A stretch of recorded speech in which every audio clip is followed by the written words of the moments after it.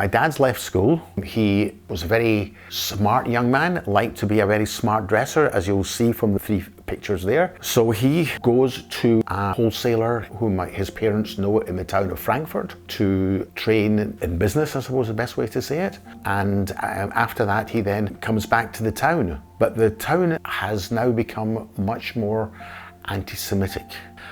So because of all the anti-Semitism that was going on in the town, and my father, who was now leading this local organisation called the Reichsbanner Schwarz-Rot and Gold, which was a democratic socialist movement was trying to fight the Nazi Party and the Nazi Party's policies, and also physically as well, because a lot of the Nazi propaganda was being backed up by strong-arm methods to create fear, to make people vote and support them. Now, my dad was very interested in keeping Germany as a democratic republic. He was there in Berlin supporting the Reichsbanner group. And you'll see, this is a picture from the group there. As you'll see, obviously everybody in that area had very military style uniforms, just as the Nazi SA stormtroopers had. And he was based in a place called Charlottenburg in Berlin.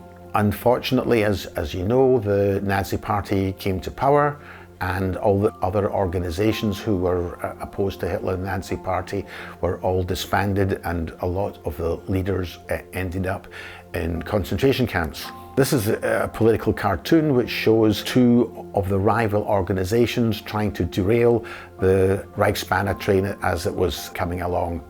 My father then goes back to Leutershausen for a number of years before the family relocate. And he had the opportunity many years later, coming back to Germany on a reconciliation remembrance visit to his hometown, where he was met by the mayor, etc., etc. And he also wanted to write and tell them all that had happened to him and other Jewish families in the town. So I'm going to read you what it says in the letter. The Jews of Leutershausen could trace their origins back for several hundred years as inhabitants of both in Leutershausen and in the surrounding villages of Jochsberg and Kolmberg.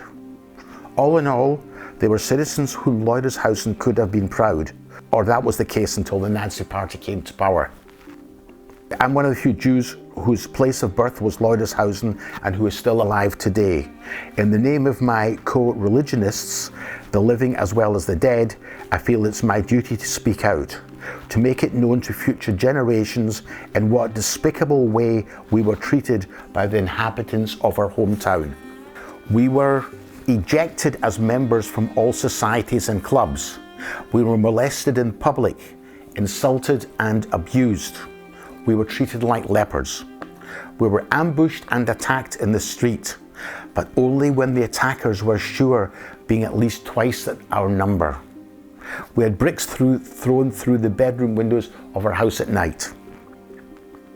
None of the civic dignitaries, neither the mayor nor the town councils, considered it necessary to act or had the guts to act to stop these criminal elements within the town.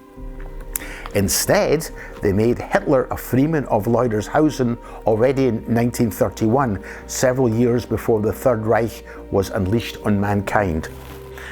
By 1931-32, the situation in Leutershausen had reached a point where the government of Bavaria considered it necessary to station a company of armed police in the town to safeguard the lives of their Jewish inhabitants. It is the purpose of this letter to provide historical documentation to the present and future inhabitants of Leutershausen regards the guilt of their predecessors. At the end of the Jewish annual memorial service for our martyrs, one of the prayers closes with these words: "We salute those men and women who are not Jews, who had the courage to stand aside from the mob and who suffered with us.